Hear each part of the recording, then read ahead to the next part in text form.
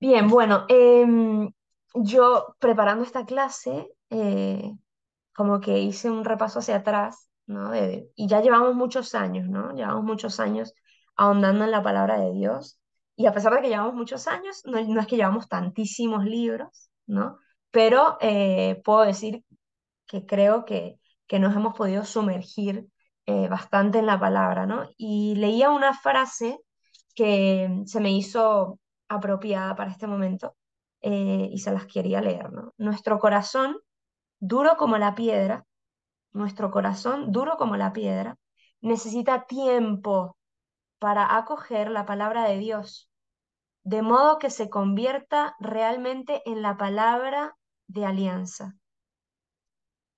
Entonces, podemos experimentar, como afirma Balduino de Ford, que la palabra de Dios, que es también sabiduría de Dios, se hace aún más penetrante para quienes creen en ella y la aman, ¿no? La palabra de Dios, para los creyentes, nos atraviesa mucho más profundamente y más con el tiempo y conociéndola que para una persona que de repente la lea fuera de contexto y no cree ni la ama, ¿no?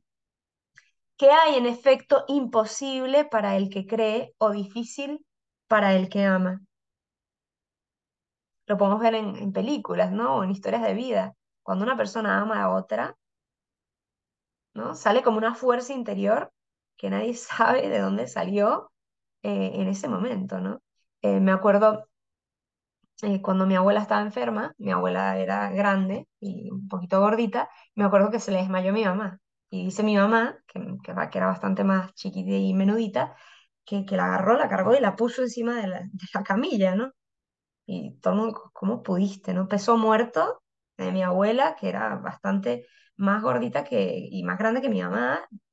Bueno, el amor, ¿no? Y eso por decir uno, se me acaba de ocurrir, pero hay muchísimas, ¿no? De algo que era una persona auténticamente, pero biológicamente más frágil, más débil o incapaz o nerviosa y en un momento en donde a un ser amado la necesitaba y sale una fuerza, ¿no? Entonces, ¿qué hay de imposible para el que ama? ¿Qué hay de difícil para el que ama? Cuando esta palabra resuena, la palabra de Dios resuena, penetra en el corazón del creyente como si se tratara de flechas de arquero afiladas. No sé si han experimentado cuando de pronto hay una palabra de Dios que la escuchamos en misa, que la leemos durante nuestra oración, que de repente sentimos que nos atraviesa, ¿no? Que nos llega a un lugar dentro nuestro, ¿no? Y por eso dice la escritura que la palabra es más tajante que una espada de doble filo, más incisiva que todo poder o fuerza, más sutil que toda agudeza humana, más penetrante que toda la sabiduría y todas las palabras de los doctos. Hay que saber, y esta es la parte que me parecía más adecuada para hoy, hay que saber admitir con humildad que se necesita una vida entera para estudiar la palabra de Dios y adquirir la sabiduría que conduce al amor, ¿no? Entonces, el otro día alguien me pregunta, ¿y hasta cuándo vas a dar esas clases? Y bueno, cuando acabe, ¿no? No sé cuándo acabe, hasta que el cuerpo aguante, qué sé yo, no sé, cuando llegue el apocalipsis, o sea, algún día. Si mientras haya gente que quiera tener la clase, la tendrá, ¿no? O sea, y si el cuerpo aguanta y la vida puede, seguiremos hasta que lleguemos a apocalipsis, ¿no? No hay prisa. Em, y es de las pocas cosas en mi vida que no tomo con prisa, ¿no? Como que no hay una fecha aún, no sé, cuando lleguemos a Apocalipsis, ¿no?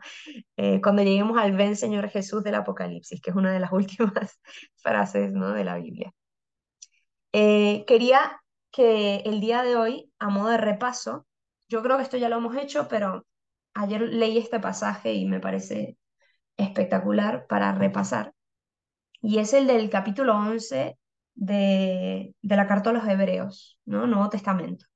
Carta a los Hebreos, capítulo 11, y es la fe en la historia de la salvación, ¿sí? Entonces vamos a leerlo pausadamente, eh, a modo de repaso de todo lo que hemos ido viendo, ¿no? Porque en el fondo hemos ido viendo toda la historia de la salvación. Este pasaje lo enfoca desde la perspectiva de la fe, cómo la fe es fundamento de nuestra santidad, ¿no?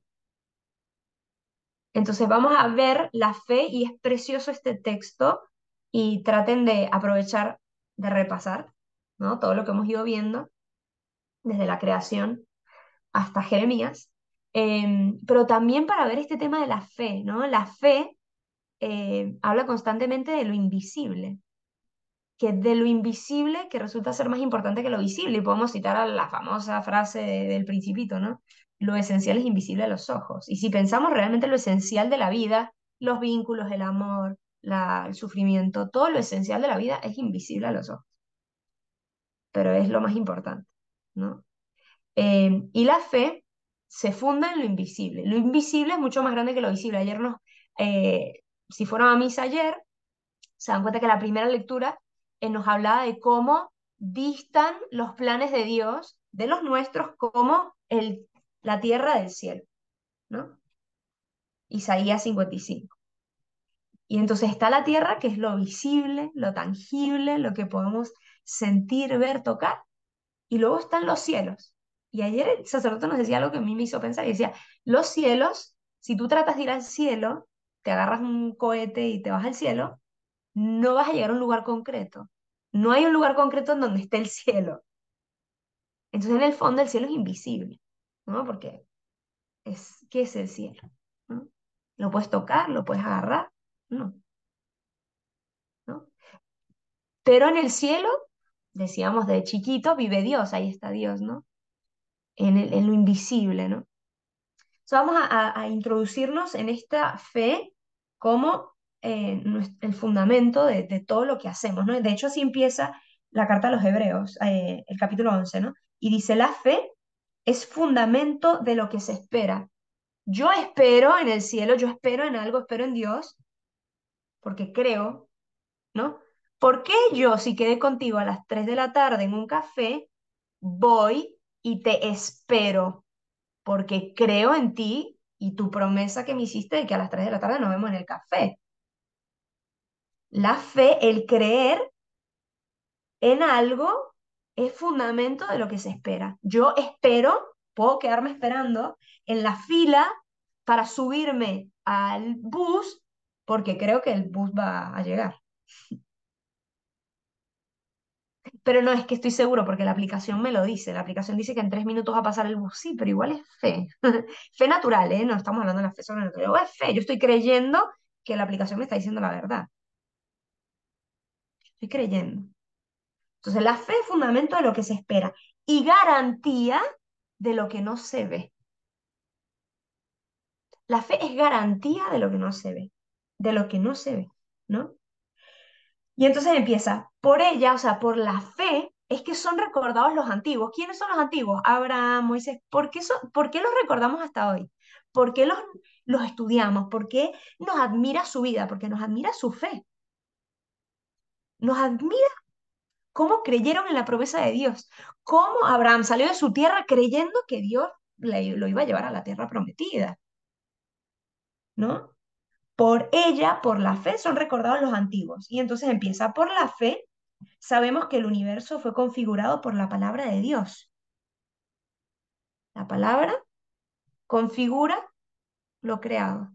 Y por lo tanto dice después, de manera que lo visible procede de lo invisible. Fíjense lo impresionante porque ponemos más importancia en lo visible y resulta que lo visible procede de lo invisible. Es decir, lo primero es lo invisible. Lo primero es lo que no se ve. Y luego vino lo que se ve. Si queremos saber el cuento del huevo y la gallina, aquí sí sabemos que vino primero lo invisible, pero le damos más importancia a lo visible. Por la fe, Abel ofreció a Dios un sacrificio mejor que Caín. Por la fe. ¿Por qué? Porque le ofreció mejor. Porque creyó en Dios. No, si no, le ofreces lo peor. ¿Para qué voy a ofrecer lo mejor a algo que no creo? Algo en lo que no creo. Dios mismo, al recibir sus dones, lo acreditó como justo. Por ella sigue hablando después de muerto. Por la fe fue arrebatado Enoc, sin pasar por la muerte. No lo encontraron porque Dios lo había arrebatado. Aquí con cada nombre vamos haciendo el repaso, a ver si se acuerdan quién era quién. ¿Quién era Abel? A ver, ¿quién era Abel? Fácil. Caín, El hijo de el Adán, hermano, sí, el hermano de hijo Caín. de Adán y No Eva. recuerdo cuál mató Hijo a de después Adán de y Caín, mató Eva, a muy Abel. bien. La primera generación, ¿no? Ahí de descendientes, muy bien. Enoc fue uno de los que aparecieron en todas las líneas genealógicas. ¿Y qué fue lo particular de Enoc? ¿Quién se acuerda? Enoc no muere, no murió, sino que fue llevado a los cielos, ¿no? Y ahí lo dice, por la fe fue arrebatado Enoc sin pasar por la muerte, ¿no? Bien. No lo encontraron porque Dios lo había arrebatado. En efecto, antes de ser arrebatado se le acreditó que había complacido a Dios. Y sin fe es imposible complacerlo, pues Ay, el que se Mari, acerca, sí, no lo ubico. Enoc está en las genealogías, no es tan importante, la verdad. Está entre las genealogías y ves que van nombrando fulanito hijo de Menganito en el Génesis para avanzar en el tiempo. Bueno, en Enoc se detiene un poquito más y dice, él nunca murió, ¿no? Entonces es como Enoc es en particular, él representa algo de la inmortalidad, ¿no? Como que es símbolo de eso, es como prefiguración, decirlo de alguna manera. Bien, sin fe es imposible complacer a Dios, pues el que se acerca a Dios debe creer que existe, ¿no? Así sea, la más mínimo acercamiento que una persona tenga hacia Dios, hay una mínima posibilidad de que en ese corazón está abierto a la posibilidad de que Dios exista, ¿no? Hay conversiones que arrancan por eso, que una persona que entró en una iglesia, y entró en una iglesia aparentemente siendo ateo y sale creyente, pero ese ateo no era ateo, ese ateo una rendija de, de fe tenía, y por eso entró a esa iglesia. Y la rendija de fe es, ¿y si sí? ¿Y si sí existe? Eso le basta a Dios para colarse. Esta imagen que utiliza José Pedro Manglano, un sacerdote español, el fundador de Hakuna, en la película de Vivo, dice que los seres humanos somos como submarinos, ¿no? Un submarino que está sellado y puede sumergirse en el agua y esta agua no puede entrarle porque está muy bien construido el submarino, ¿no? Entonces, y dice, pero el amor de Dios es como el agua que rodea el submarino y que le está generando una presión tal que a la mínima rendija que haya en ese submarino, entra automáticamente todo el agua. Pues así es el amor de Dios. El amor de Dios necesita de nosotros una mínima rendija de fe. Por eso dice, si tu fe fuese tan pequeña como un grano de mostaza, podrías hacer lo que quieras, ¿no? Bien, por la fe, advertido Noé de lo que aún no se veía, va a venir un diluvio. ¿Quién sabe? Él tuvo que creer que ese diluvio iba a venir, porque si construye un arca entera pensando que el diluvio iba a venir, yo me imagino a Noé construyendo el arca y ni una nubecita. Y el tipo aquí, tipo, estoy perdiendo mi tiempo, soy un loco, el loco de la vida, nadie se quiso subir en esa barca, a los animales se los llevó obligados, ¿no? Por la fe, advertido Noé de lo que aún no se veía, tomó precauciones y construyó un arca para salvar a su familia. Por ella condenó al mundo y heredó la justicia que viene de la fe. Por la fe obedeció, obedeció Abraham a la llamada. Por la fe, ¿por qué? Porque Dios le dijo, sal de tu tierra, a la tierra que yo te mostraré. ¿Por qué voy a salir de mi tierra? Aquí tengo todas mis seguridades. Sí. Por fe. Y salió hacia la tierra que iba a recibir en heredad. Salió sin saber a dónde iba. Yo esto lo tengo subrayado.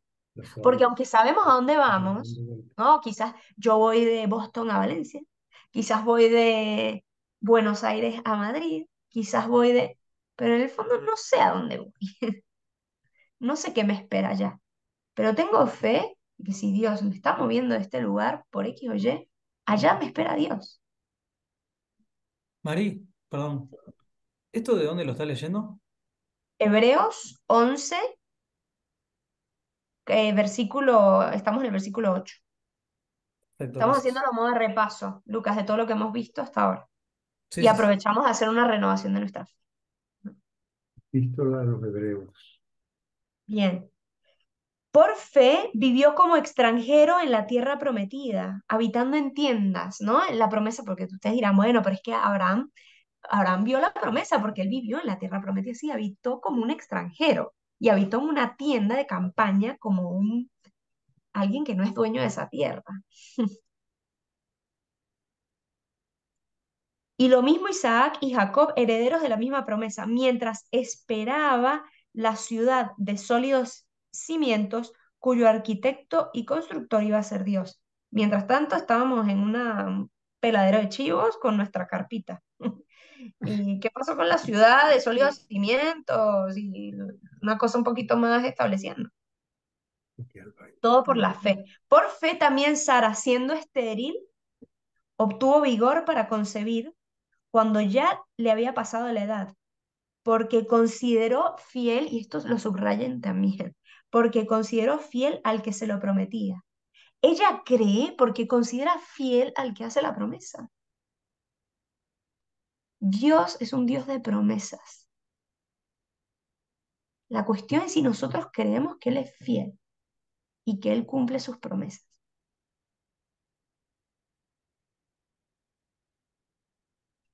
Y así, de un hombre marcado ya por la muerte, está hablando de Abraham porque estaba marcado ya por la muerte, ya era muy viejo, nacieron numerosos hijos, como las estrellas del cielo y como la arena incontable de las playas.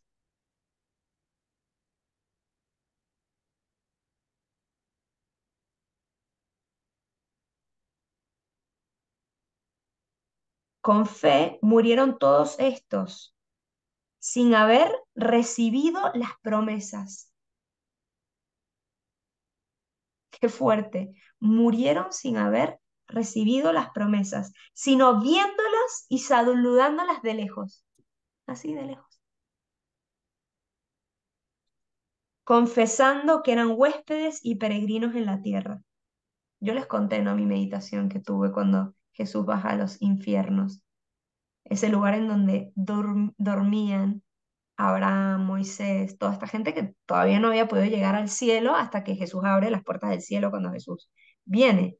Y cuando Jesús baja y despierta a Abraham y le dice, ya está, que Abraham se despierta y dice, yo sabía que se iba a cumplir, yo lo sabía, yo sí, me morí esperando en ti, sabía que eras fiel, yo sabía que ibas a ser fiel. ¿No? Es claro que los que así hablan están buscando una patria, pues si añoran la patria donde habían salido, estaban a tiempo para volver. Pero ellos ansían, claro, si hubiesen estado hablando de la patria, de la tierra prometida terrestre, hubiesen regresado a ella, pero no regresaron, porque ellos esperaban una patria mayor, que era el cielo. Por eso Dios no tiene reparo en llamarse su Dios, porque les tenía preparada una ciudad. Por la fe, Abraham, puesto a prueba, ofreció a Isaac. Por la fe. Ofreció a su hijo único, el destinatario de la promesa, del cual le había dicho Dios, Isaac continuará tu descendencia. Pero Abraham, y esta es la parte, todo esto, otra cosa que se puede subrayar, pero Abraham pensó que Dios tiene poder hasta para resucitar de entre los muertos. O sea, él estaba a todas con Dios. O sea, ok, yo voy a matar a mi hijo, pero aún así creo que tú vas a seguir cumpliendo tu promesa a través de Isaac. O sea, yo no sé cómo lo vas a hacer, pero lo vas a hacer. De donde en cierto sentido recobró a Isaac, ¿no? Isaac ya estaba muerto para él, porque él ya lo había ofrecido en su corazón, ya lo había ofrecido en su fe en Dios. Ahora que estaba aquí Jocelyn, que es esta chica que se va al Carmelo, nos contaba las historias locas de todas los padres, cómo reaccionaban ante la entrada de las monjas en el Carmelo, porque sus papás en este caso no la van a acompañar, no quieren acompañarla ese día. Entonces no la van a acompañar porque parece que se va a entrar en una cárcel. Pero decía, no, pero yo cuando empecé a escuchar otras historias, dije, yo estoy espectacular, porque otros papás secuestraron a su hija. La secuestraron, la dejaron en una finca con llave y tuvo que venir la policía a sacarla de ella y llevarla al Carmelo. Y así se fue al Carmelo con la policía. No, no, no, o sea, unas historias que dices, pero bueno, yo hablando en lugar de la Carmelita dirá, ella estaría ahí encerrada y diría, bueno, si Dios cumple su promesa, o sea, si Él me está llamando al Carmelo, Él llevará. ¿Cómo iba a pensar ella que le iban a llevar a lomos de unos policías? Pues no, pues obviamente no, ¿verdad? Pero bueno, por la fe bendijo Isaac el futuro de Jacob y Esaú. Por la fe, Jacob, estando para morir, bendijo a cada uno de los hijos de José y se inclinó apoyado en el extremo del bastón. Por fe, José, fíjense, siempre está hablando de la fe, siempre de la fe. Por fe, José al final de la vida evocó el éxodo de los israelitas y dio órdenes acerca de sus huesos. Por fe, cuando nació Moisés, sus padres lo ocultaron 3 meses, viendo que era un niño hermoso y sin temer el decreto real. Recuerden que tenían que matar a los niños cuando nació Moisés y lo escondieron. Entonces, por fe, ellos actuaron por fe, esto podía causar la muerte a todos. Y no. Por fe, Moisés, ya crecido, renunció al título de hijo de una hija del faraón y prefirió ser maltratado con el pueblo de Dios al disfrute efímero del pecado, estimando que la afrenta de Cristo valía más que los tesoros de Egipto y atendiendo a la recompensa. Y ustedes dirán, pero Moisés no sabía de Cristo. Cristo vino casi 2000 años después de Moisés. En la promesa de Dios está implícita la venida de Cristo. Y él, sin saberlo, ya creía en Cristo, porque creía en Dios. Por fe abandonó Egipto sin temer la cólera del rey y se apoyó en el invisible como si lo viera. Preciosa esa frase. Se apoyó en el invisible como si lo viera. Wow. Por fe celebró la Pascua e hizo la aspersión de la sangre para que el exterminador no tocase a los primogénitos. ¿El que iba a saber? Ponía esa sangre ahí temblando, diciendo, ¿y si pasa el exterminador por acá y no se da cuenta de la sangre y también no lleva a todos? Por fe, por fe. Por fe atravesaron el mar rojo como por tierra firme, mientras los egipcios venían corriendo detrás de ellos. Imagínate. ¿Quién? Sí, a ver si así a nosotros se nos abren las aguas, a ver si nos atrevemos a atravesar esas aguas y no voy a pensar, ¿y si se me cierran a la mitad? Me quedo yo peor que antes. Nosotros que calculamos todo, ¿no? Que ahora con esta maravilla Google Maps a qué hora y si va a pasar un camión y si el camión va a tener un accidente justo a la hora que yo voy a pasar, ya me lo avisa también, hay una predicción. Entonces, bueno, entonces me voy por otro lado. A ver, nosotros nos vamos a atrever a pasar por la mitad del Mar Rojo.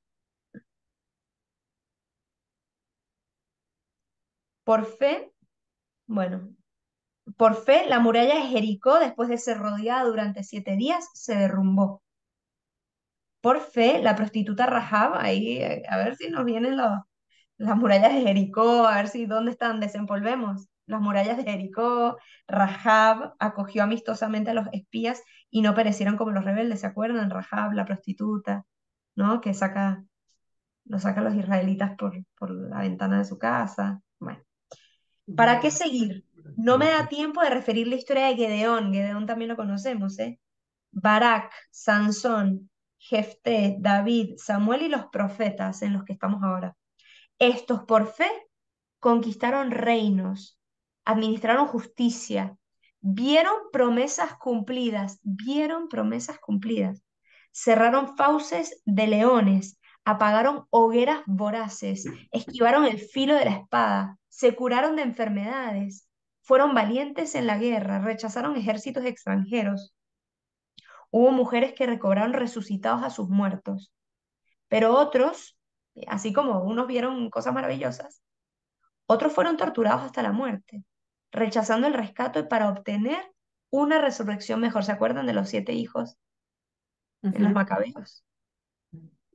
Otros pasaron por la prueba de las burlas y los azotes, de las cadenas y la cárcel. Los apedrearon, los aserraron, murieron a espada, rodaron por el mundo vestidos con pieles de oveja y de cabras, faltos de todo, oprimidos, maltratados. El mundo no era digno de ellos. Vagabundos por desiertos y montañas, por grutas y cavernas de la tierra. Y esto, aquí viene lo más bonito. Y todos estos, aún acreditados por su fe, porque hay que ver la fe que tenían, no consiguieron lo prometido, porque Dios tenía preparado algo mejor a favor nuestro, y está hablando de nosotros, para que ellos no llegaran sin nosotros a la perfección, Imagínate. para que ellos no llegaran sin nosotros. Mm. Entonces, bueno, esto todo Qué para bonito. repasar todo lo que hemos Así visto que hasta ahora, ahí pero está. también para volver al fundamento de estas clases de Biblia, que el fin de las clases de Biblia no es conocer más, no es aumentar nuestros datos, ¿no? Porque eso ahora con el chat GPT lo vas a tener, puedes meterte en internet y te lo va a decir, es aumentar nuestra fe, que cada día que acabemos la clase de Biblia salgamos con un poquito más de fe, esa fe que es fundamento de nuestra santidad. Hay una película nueva que se llama A Million Miles Away, es de un mexicano que llega a la luna, no, no llega a la luna, llega a la NASA, y él siendo de familia de cosechadores, ¿no? De hecho, de chiquito él va trasladándose, es una historia de la vida real, muy bonita, se las recomiendo. Y justamente el papá al inicio, el niñito odia cosechar, porque él es muy inteligente y le gusta ir al colegio y le dice, estoy harto de esto, estoy cansado.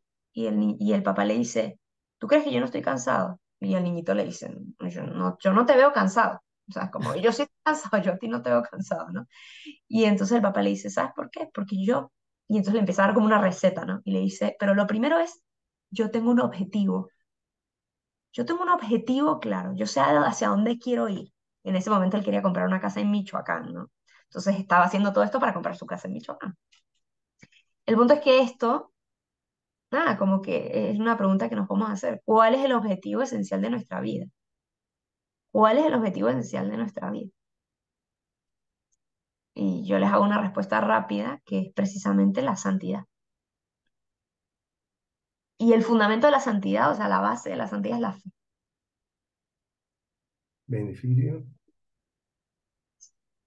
Entonces, todo esto, bueno, que salgamos con nuestra fe robustecida, con nuestra fe que se convierte en obras, Ah, ya ¿no? va, entonces En yo te obras voy a... concretas de caridad, de amor, de servicio, de entrega, obras pequeñas, ¿Cuál es el objetivo esencial sencillas. de nuestra vida? La santidad. El fundamento de la santidad es la... Entonces, esto,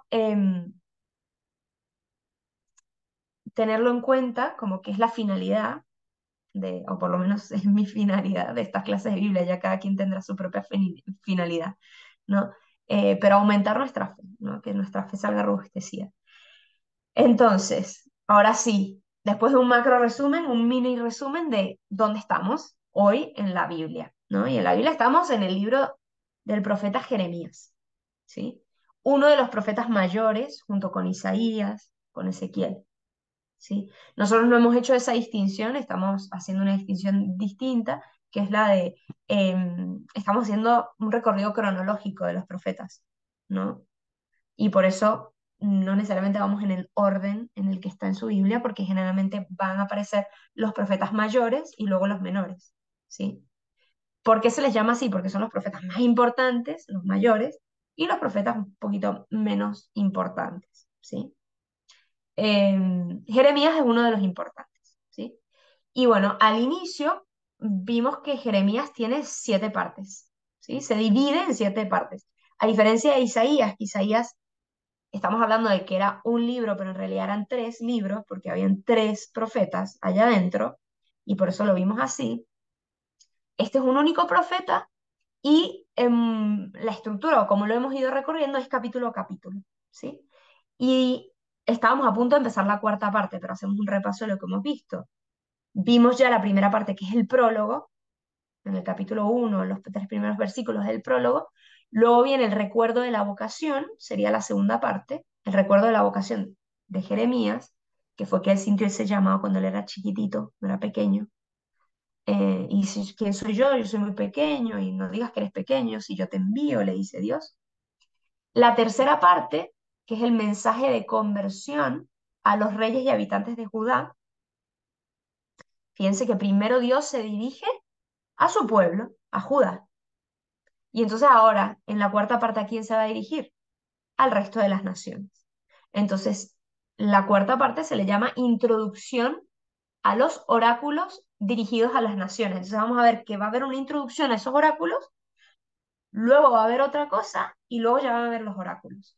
Pero entonces esta cuarta parte es la introducción a los oráculos dirigidos a las demás naciones, ya no solo a Judá, sino al resto de los pueblos, ¿sí? Porque Dios también le habla al resto de los pueblos.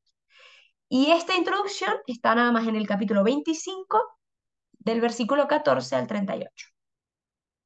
Jeremías 25, del 14 al 38. Junto a Israel hay otras naciones, y estas naciones también son objeto de la ira de Dios. ¿Pero por qué de la ira? Porque diremos, ay, bueno, pero que sean objeto de su amor. Son objeto de la ira porque son objeto de su amor, ¿sí? Es como cuando el niño de al lado hace una mala crianza y la mamá dice, ese no es, y el hijo, pero ¿por qué no lo regañas a él? Porque ese no es mi hijo. ¿A quién regaño yo? A mi hijo. Bueno, entonces Dios, al regañar a las naciones, en el fondo está diciendo, estos también son mis hijos, estos también me importan, estos también yo los quiero, ¿sí? Esto expresaba que la justicia divina se manifiesta contra todo el que peca, cualquier pecado, no importa dónde venga. Dios no solo quiere la santidad y la perfección de su pueblo, sino de todos, porque todos son objeto de su amor. Y por lo tanto también todos son objeto de su dolor cuando pecan. ¿Cuándo me duele que alguien me haga daño? Cuando es alguien cercano, alguien que yo quiero. Si no, bueno, igual no me importa tanto. O cuando el otro se hace daño, ¿no? Bueno, puedo ser un poco más compasivo o menos, pero sin lugar a dudas lo que más me afecta es cuando le afecta a alguien que es mío, ¿no? Más cercano.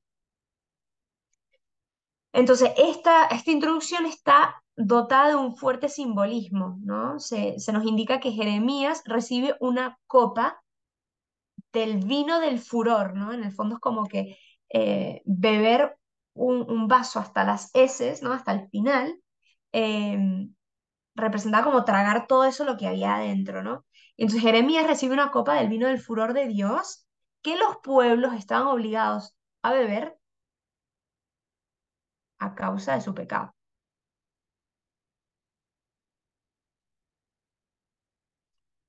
Entonces esto representaba el castigo, que partiendo de Jerusalén, Jerusalén iba a ser castigado, pero que también iba a caer este castigo sobre las demás naciones. Y la descripción es muy dramática. Cuando la lean, más lentamente ustedes, se darán cuenta que la descripción de este castigo, digamos, la copa, se le llama la copa de la cólera, eh, pues es bastante dramático, ¿no? Como el Señor ruge de lo alto, viene a derramar su ira, su furor. Recuérdense que el paralelismo aquí es a mayor furor, mayor amor, ¿no? En terminología de esa época, ¿sí? Y de ese hombre, de esa humanidad en ese momento, que su forma de demostrar el amor a una persona que se equivocaba era con energéticamente. Luego, en nuestra época vino la inteligencia emocional, vino todo esto, ¿no? Pero en esa época no, ¿no? Entonces, cuando algo me importaba, yo lo tenía que manifestar, ¿no? Como un animal, medio animalesco. Pero no porque Dios se manifestara así, recuérdense que todo es cómo se manifiesta, eh, pues todo esto antropomórficamente, ¿no? El hombre hace sus interpretaciones según lo que va comprendiendo de Dios. Siempre entonces nuestra imagen de Dios va a ser incompleta, va a ser, siempre Dios es más de lo que podemos crear, imaginar, entender, siempre es más de lo bueno, ¿sí? Más de lo bello, más de lo verdadero. Bien, y después de esto viene la quinta parte, como ven, la cuarta parte es muy cortita porque es una mera introducción. La quinta parte es los relatos biográficos sobre Jeremías, y que esto toma casi la mitad del libro, ¿no? No la mitad, pero unos buenos capítulos, del capítulo 26 hasta el capítulo 45, ¿sí? Y en esto nos vamos a detener a profundizar capítulo a capítulo, ¿no? Y de hecho es una parte muy interesante porque, bueno, es la parte testimonial de Jeremías, cuando él nos cuenta un poco cómo él vivió todo esto. Y bueno, ya saben que cuando un relato es testimonial, siempre nos atrae más, ¿no? Como que nos engancha más. Pero bueno, ya es la hora y no me quiero alargar y quiero abrir un momento a preguntas, comentarios, lo que sea. Y también yo me tengo que ir a despedir de mi amiga futura Carmelita. Em, Así que pongo pausa y abro un ratito corto a preguntas o comentarios.